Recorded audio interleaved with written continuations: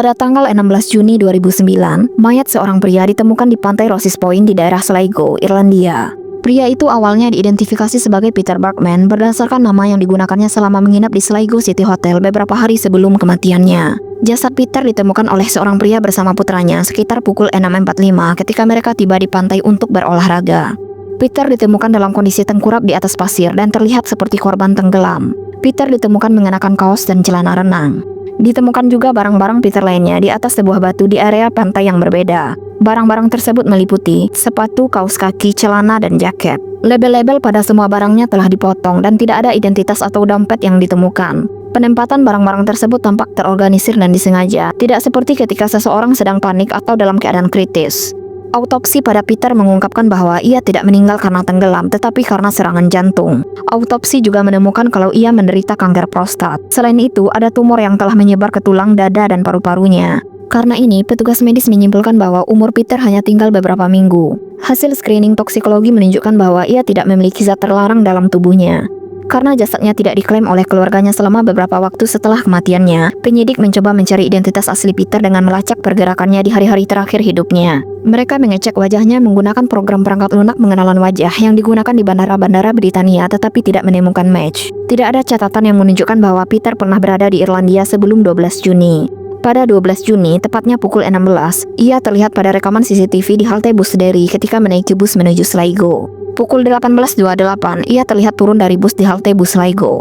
Saat itu, ia mengenakan pakaian serba hitam dan membawa 2 tas hitam. Ia kemudian terekam tiba di Sligo City Hotel dan membayar untuk menginap selama 3 malam. Ia memberikan nama Peter Bergman dan alamat di Austria kepada pihak hotel ketika pengisian informasi saat check-in, yang kemudian hari diketahui keduanya adalah fiktif. Sayangnya, ia tidak pernah diminta pihak hotel untuk menunjukkan identifikasi seperti paspor atau kartu kredit.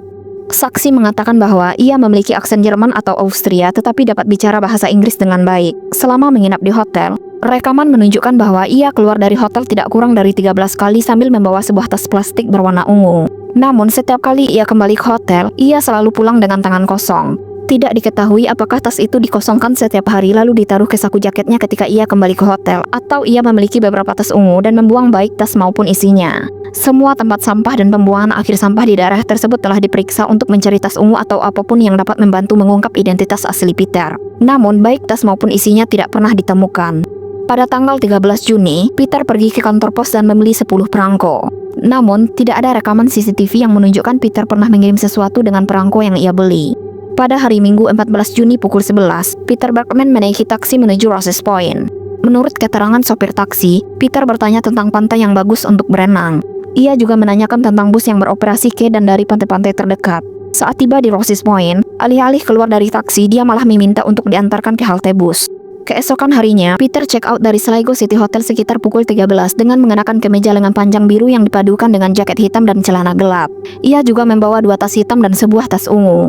Kemudian, ia terekam di halte bus Sligo pada pukul 13.32 hanya membawa 2 tas, 1 tas hitam dan 1 tas ungu. Di halte bus, ia terlihat duduk di sebuah meja bersama seseorang sambil minum kopi dan makan sandwich. Ia tidak terlihat berbicara dengan orang itu, tetapi ia terekam mengeluarkan sebuah buku catatan kecil, menuliskan sesuatu, memeriksanya beberapa saat, kemudian merobeknya dan meninggalkannya di atas meja. Catatan tersebut sampai saat ini tidak diketahui keberadaannya. Peter kemudian menaiki bus pada pukul 14.40 menuju Rosses Point. Seorang petugas polisi yang melihat Peter di halte bus saat itu mengatakan bahwa Peter tampak khawatir tertinggal bus ke Rosses Point. Petugas tersebut juga menggambarkan Peter saat itu berpakaian rapi seperti seseorang yang akan menghadiri urusan bisnis, bukan seperti seseorang yang hendak berenang.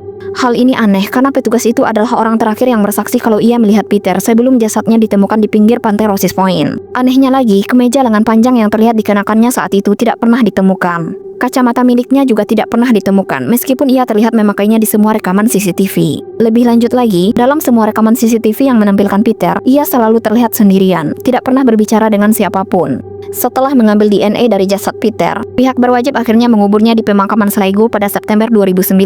Sampai saat ini, masih tidak diketahui identitas asli dari Peter Bergman dan mengapa dia memilih untuk menyendiri di momen-momen akhir kehidupannya.